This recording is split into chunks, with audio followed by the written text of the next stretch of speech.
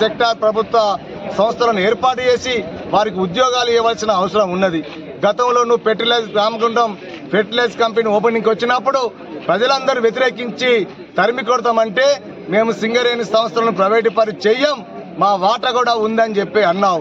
కానీ నువ్వు గెలిచి జూన్ 4 తారీఖున రిజల్ట్ వచ్చిన తర్వాత గెలిచిన తర్వాత జూన్ 25వ తారీఖు నాడు హైదరాబాద్లో వేలంపాట పెట్టి ఇవాళ మా బొగ్గుల బాకులు అమ్ముతున్నావంటే నీ 2 నోరుకుల దాని విధానాన్ని ఇలా ఏడుస్తే ఖండిస్తూ ఉన్నాం.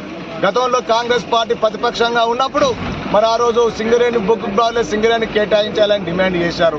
ఇవాళ మీ ప్రభుత్వాన్ని ప్రజలు కార్మికులు ఎన్నుకున్నారు, మరి ఇవాళ మీ వర్షన్ ఏంటిదని చెప్పేసి అడుగుతా ఉన్నాం.